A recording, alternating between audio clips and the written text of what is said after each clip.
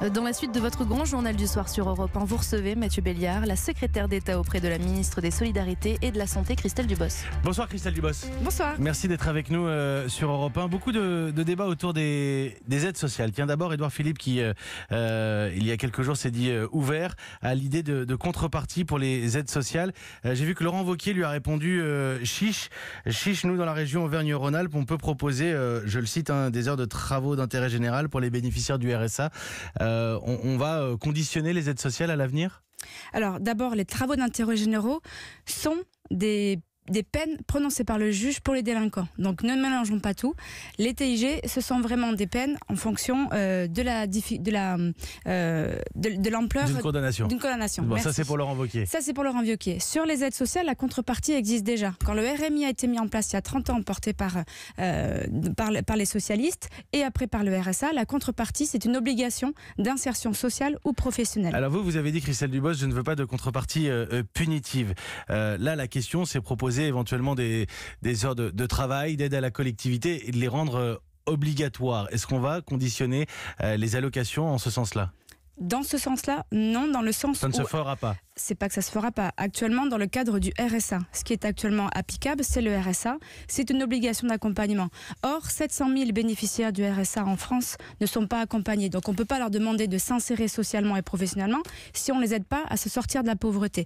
Notre effort à nous doit se concentrer sur l'accompagnement qu'on leur propose. Et dans cet accompagnement, ce sont des mesures d'accès à la formation, ce sont des mesures liées à l'insertion par l'activité économique, à la reprise d'une activité en fonction de là où ils en sont dans leur parcours. Et c'est là-dessus que nous apportons des engagements financiers auprès des territoires qui sont les départements, qui sont chefs de file de l'action sociale et dans lequel on doit apporter cet effort d'accompagnement. Mais rien d'obligatoire.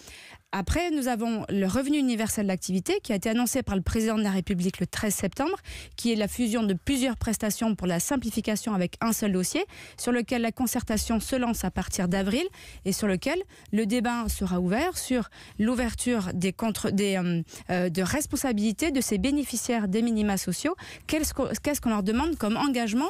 Et notre objectif, c'est bien qu'ils accèdent à une activité rémunérée pour qu'ils sortent de la pauvreté. Est-ce que les allocataires doivent se sentir redevables en France ? Nous sommes dans une politique de solidarité nationale. Ils doivent être responsables dans le sens où nous leur apportons une aide de minima sociaux qui est importante, qui leur permet en effet de vivre avec le minimum et ça ne doit pas être une fin en soi.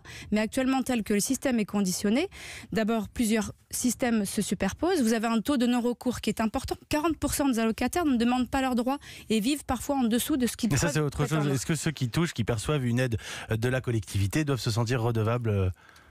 Ils doivent surtout s'engager un accompagnement et notre objectif c'est bien qu'ils accèdent à l'emploi parce qu'on se retrouve plus facilement, je dirais, avec une activité rémunérée, on sort plus de la pauvreté et ce qui est logique et on doit nous, politiques publiques, leur faciliter cette sortie vers l'emploi. Alors il y a beaucoup de mères célibataires. On parle souvent, quand on parle techniquement, de familles monoparentales. En réalité, dans une très très grande majorité des cas, il s'agit de femmes. 85% de femmes qui sont en situation de pauvreté, souvent avec un seul enfant. Des aides pour les mères célibataires ont été annoncées, même si elles doivent être précisées. Il y aura une aide à la garde des enfants au-delà de 6 ans ? C'est une piste de réflexion. Il y a déjà beaucoup de choses qui ont été faites en 2017 et en 2018. Un exemple concret pour les familles monoparentales, on a augmenté de 33% le complément mode de garde, qui est l'allocation qui est versée lorsqu'on fait garder son enfant jusqu'à ses 6 ans. Et puis nous avons Est-ce que cette aide pourra dépasser les 6 ans ? C'est une question qui est posée dans le cadre du grand débat. Le grand débat n'est pas terminé. C'est une proposition qui est à l'étude, en effet, sur cette proposition. Mais il y a aussi beaucoup de choses. C'est comment est-ce qu'on accompagne mieux ces familles monoparentales, comment est-ce qu'on les informe mieux. Et il y a aussi un gros sujet qui est la question des pensions alimentaires, sur lequel une famille sur 5 disent ne pas recevoir de pension alimentaire, alors qu'il existe une agence d'aide au recouvrement de la pension alimentaire. On va parler des pensions alimentaires dans un instant, mais d'abord, est-ce que vous êtes favorable aux allocations familiales dès le premier enfant pour les mères célibataires ?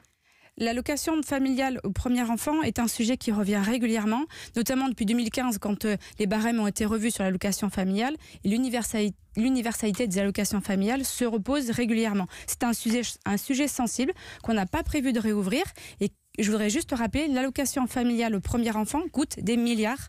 C'est une dépense publique très importante. La question de la Combien ça coûterait ? Plusieurs milliards d'euros. Plusieurs milliards d'euros. Plusieurs Verser milliards les d'euros. allocations dès le premier Si enfant, on y la- compris si on la réservait aux familles Si on monoparentales. la réserve aux familles monoparentales, bien évidemment, on diminue parce qu'il n'y a Bien que sûr. 2,4 millions de familles monoparentales. Mais à ce moment-là, on a un problème d'égalité, de traitement par rapport à la différenciation entre familles monoparentales et familles, je dirais, parentales classiques. Or, nous sommes sur un système d'allocation familiale qui est universel, qui veut dire que l'on doit pouvoir accompagner, donner une prestation, une allocation, quelle que soit la famille dans laquelle évolue l'enfant. Un mot de la réforme en cours, vous avez évoqué les pensions alimentaires, 40% des pensions sont partiellement ou totalement impayées. L'idée que les caisses d'allocation familiale puissent ajuster le montant peut permettre que ça aille plus vite, mais est-ce que c'est aussi juste qu'avec une décision de justice? Alors déjà, les CAF peuvent appliquer, lorsque les deux parents sont d'accord, un barème qui est fixé, une réglementation qui est fixée. C'est déjà possible dans les CAF lorsqu'elles ne veulent pas ou lorsqu'il n'y a pas besoin d'avoir un juge aux affaires familiales. Ce que propose le projet de loi de justice porté par Nicole Belloubet, c'est de simplifier. Ça veut dire que lorsque vous avez une situation qui évolue, un parent qui perd son travail peut demander à la CAF de réévaluer sa pension alimentaire, ou lorsque un conjoint retrouve un salaire, peut demander à réévaluer la pension alimentaire. Ça, c'est ce qui va être possible, c'est la simplification. Si un des deux parents n'est pas d'accord, toujours sur le barème, si un des deux parents n'est pas d'accord, le juge peut arrêter et suspendre ces changements de pension alimentaire. Ce que moi je vous dis en tant que secrétaire d'État, c'est que je serai très attentive, d'abord c'est une expérimentation, aux résultats attendus, et très attentive sur le droit de la famille, le droit de l'enfant, et à la possibilité des agents CAF qui puissent l'instaurer de façon concrète et facile, sans avoir une problématique de justice, puisque ce ne sont pas des juges, ce sont des agents CAF qui ont à appliquer une mise en place de barème. Il ne faut pas que ça vienne en difficulté dans leur travail au quotidien. Merci beaucoup Christelle Dubos, secrétaire d'État. Christelle Dubos, juste en un mot, Decathlon qui annonce qu'ils ne vendront pas le hijab destiné au running. Ça vous semble être une sage décision? C'est une sage décision. Ça sera le mot du gouvernement ce soir. Christelle Dubos, secrétaire d'État auprès de la ministre des Solidarités et de la Santé. Merci d'être passée ce soir dans le studio d'Europe 1. Merci beaucoup.